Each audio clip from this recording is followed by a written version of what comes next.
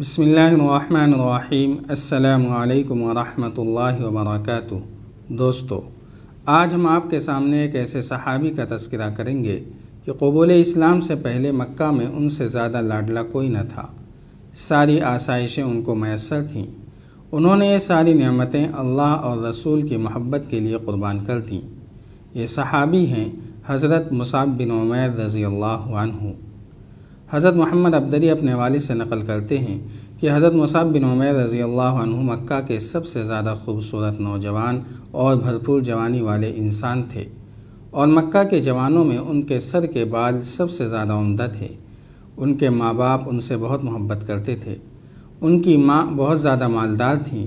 وہ ان کو سب سے زیادہ خوبصورت اور سب سے زیادہ باریک کپڑے پہناتی تھیں، اور یہ مکہ والوں میں سب سے زیادہ خوشبو استعمال کرنے والے تھے، اور یہ حضرموت کے بنے ہوئے خاص جوتے پہنتے تھے۔ نبی صلی اللہ علیہ وسلم ان کا تذکرہ کرتے ہوئے فرماتے کہ مکہ میں مصعب بن عمیر سے زیادہ اچھے بال والا، ان سے زیادہ باریک جوڑے والا اور ان سے زیادہ ناز و نعمت میں پلا ہوا کسی کو نہیں دیکھا۔ ان کو یہ خبر پہنچی کہ اللہ کے رسول صلی اللہ علیہ وسلم دار ارقم میں اسلام کی دعوت دے رہے ہیں۔ یہ حضور صلی اللہ علیہ وسلم کی خدمت میں حاضر ہو کر مسلمان ہو گئے، اور انہوں نے نبی صلی اللہ علیہ وسلم کی تصدیق کی۔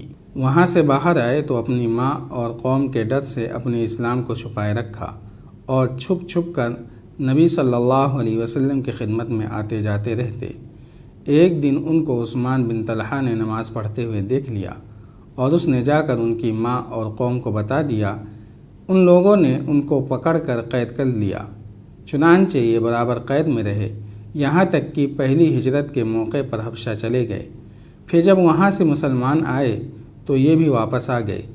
واپسی میں ان کا حال بالکل بدلا ہوا تھا، بڑی خستہ حالت تھی۔ وہ ناز و نعمت کا اثر ختم ہو چکا تھا۔ یہ دیکھ کر ان کی ماں نے ان کو برا بھلا کہنا اور ملامت کرنا چھوڑ دیا۔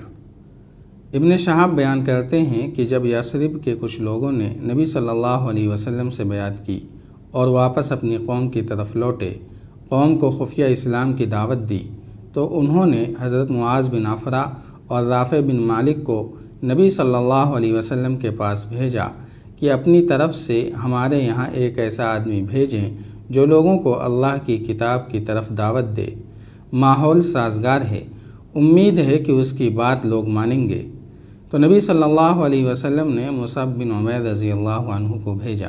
حضرت اسعد بن زرارہ حضرت مصعب بن عمیر کو بنو عبد الاشہل اور بنو ظفر کے محلوں میں لے گئے۔ حضرت سعد بن معاذ حضرت اسعد بن زرارہ کے خالہ زاد بھائی تھے۔ حضرت اسعد حضرت مصعب کو بنو ظفر کے ایک باغ میں مرق نامی کنویں پر لے گئے۔ یہ دونوں باغ میں جا کر بیٹھ گئے۔ حضرت سعد بن معاذ اور حضرت اسید بن حضیر دونوں اس وقت اپنی قوم عبد الاشہل کے سردار تھے، اور دونوں مشرک تھے اور اپنی قوم کے مذہب پر قائم تھے۔ ان دونوں نے جب حضرت مصعب اور حضرت اسعد کے باغ میں مجلس لگانے کی خبر سنی تو حضرت سعد نے حضرت اسید سے کہا، تیرا باپ نہ رہے، تم ان دونوں آدمیوں کے پاس جاؤ جنہوں نے ہمارے محلوں میں آ کر ہمارے کمزوروں کو بیوقوف بنانا شروع کر دیا ہے۔ انہیں ڈانٹو، انہیں ہمارے محلوں میں آنے سے روک دو۔ اگر اسعد بن زرارہ کا مجھ سے قریبی رشتہ نہ ہوتا، جیسا کہ تمہیں معلوم ہے، تو یہ کام میں خود ہی کر لیتا، تمہیں نہ بھیجتا۔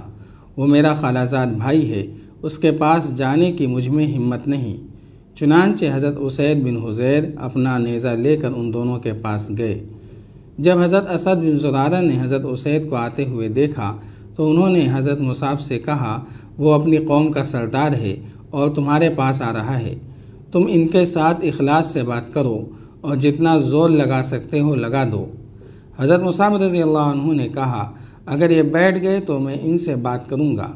چنانچہ اسید بن حضیر کھڑے ہو کر ان دونوں کو گالیاں دینے لگے اور یوں کہا، تم ہمارے پاس کس لیے آئے ہو؟ ہمارے کمزوروں کو بیوقوف بنانا چاہتے ہو؟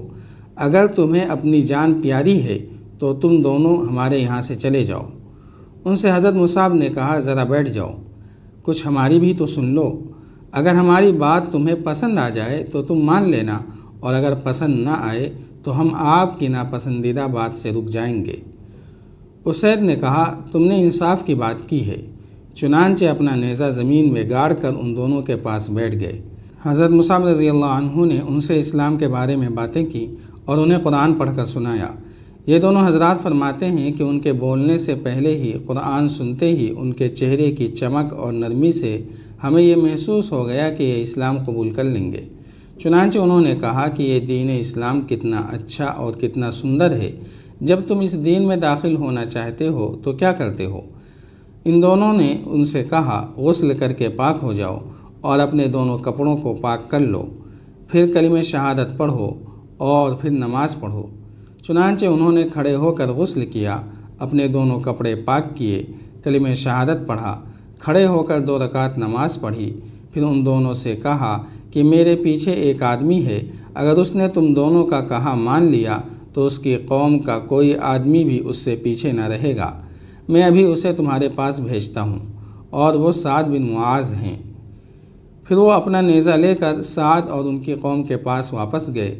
वो लोग अपनी मजलिस में बैठे हुए थे। जब साद बिन मुआज़ ने उनको आते हुए देखा तो उन्होंने कहा, मैं अल्लाह की कसम खाकर कहता हूँ कि मैं उसैद के चेहरे को पहले के मुकाबले बदला हुआ पाता हूँ, क्योंकि उस पर अब इस्लाम का नूर चमक रहा है। जब हज़रत उसैद मजलिस में जा खड़े हुए तो उनसे साद ने पूछा, क्या करके आए हो? उन्होंने कहा, मैंने उन दोनों से बात की है। अल्लाह की कसम, मुझे उन दोनों की बातों में कोई ख़तरा नज़र नहीं आया और मैंने उन दोनों को रोक दिया है। उन्होंने कहा, तुम जैसा कहोगे हम वैसा ही करेंगे। मुझे पता चला है कि बनु हारिसा हज़रत असद बिन ज़ुरारा को कत्ल करने गए हैं, क्योंकि उन्हें पता है वो तुम्हारा खालाजाद भाई है। इस तरह वो तुम्हारी तौहीन करना चाहते हैं। ये सुनकर साद बिन मुआज़ आग बगोला हो गए। वो बड़ी तेज़ी से चले। उन्हें डर था कि बनु हारिसा कहीं कुछ कर न गुजरें, और नेज़ा हाथ में लेकर चल पड़े और यूं कहा, अरे तुमने तो कुछ भी न किया। हज़रत साद ने वहाँ जाकर देखा कि वो दोनों इत्मीनान से बैठे हुए हैं। समझ गए कि हज़रत उसैद ने ये बात इसलिए कही थी ताकि मैं भी इन दोनों की बातें सुन लूँ। उन्होंने भी खड़े होकर उन दोनों को गालियाँ देनी शुरू की। फिर हज़रत असद बिन ज़ुरारा से कहा, अल्लाह की कसम ए अबू उमामा, अगर मेरे और तुम्हारे दरमियान रिश्तेदारी न होती तो तुम इस तरह करने को सोच भी न सकते। तुम हमारे मोहल्ले में वो चीज़ लाना चाहते हो जिसे हम बुरा समझते हैं। उनको आता हुआ देखकर हज़रत असद ने हज़रत मुसाब से कह दिया था कि आपके पास ऐसा बड़ा सरदार आ रहा है जिसके पीछे ऐसी मानने वाली कौम है कि उन्होंने आपका कहा मान लिया तो उनकी कौम में 2 आदमी भी आपका कहा मानने से पीछे नहीं रहेंगे। हज़रत मुसाब ने हज़रत साद बिन मुआज़ से कहा, ज़रा बैठ जाओ, कुछ हमारी भी तो सुन लो। अगर हमारी बात पसंद आए और दिल चाहे तो मान लेना, और अगर पसंद ना आए तो हम आपकी नापसंदीदा बात को छोड़ देंगे। हज़रत साद ने कहा, आपने इंसाफ की बात की है। फिर नेज़ा गाड़ कर बैठ गए। हज़रत मुसाब ने उन पर इस्लाम पेश किया और उन्हें कुरान पढ़कर सुनाया। मूसा बिन उक़बा का बयान है कि उन्होंने सूरह ज़ुख़रुफ़ की शुरू की आयतें सुनाई थीं। ये दोनों हजरात बयान फरमाते हैं कि उनके बोलने से पहले ही कुरान सुनते ही उनके चेहरे की चमक और नरमी से हमें ये महसूस हो गया कि ये इस्लाम कबूल कर लेंगे। चुनांचे उन्होंने इन दोनों से पूछा कि जब तुम मुसलमान होकर इस दीन में दाखिल हुआ करते हो तो क्या क्या करते हो? उन्होंने कहा, गुस्ल करके पाक हो जाओ, अपने दोनों कपड़ों को पाक कर लो, कलिमे शहादत पढ़ो और 2 रकात नमाज पढ़ो। चुनांचे उन्होंने खड़े होकर गुस्ल किया, अपने दोनों कपड़ों को पाक किया, कलिमे शहादत पढ़ा, 2 रकात नमाज पढ़ी, अपना नेज़ा लेकर अपनी कौम की मजलिस की ओर वापस गए और उनके साथ हज़रत उसैद बिन हुज़ैर भी थे।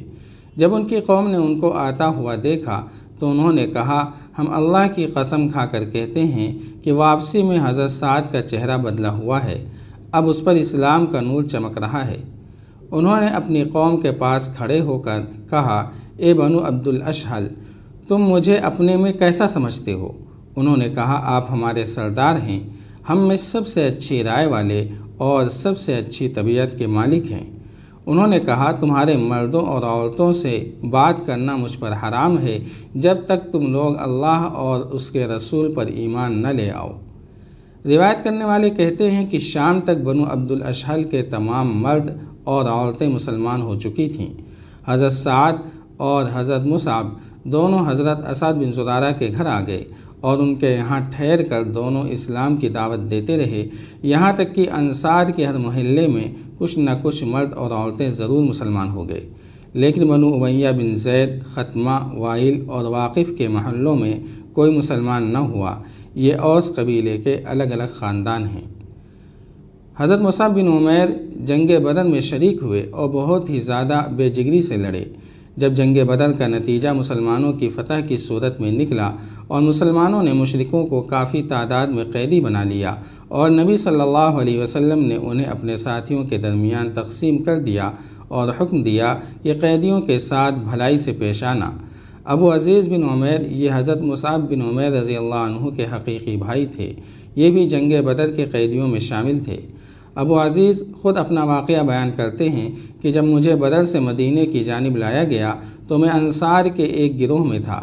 جب بھی کھانے کا وقت آتا، صبح کا کھانا ہوتا یا شام کا ہوتا، تو مجھے روٹی دیتے اور خود کھجور کھاتے، کیونکہ نبی صلی اللہ علیہ وسلم نے انہیں ہمارے ساتھ اچھا سلوک کرنے کی وصیت فرمائی تھی۔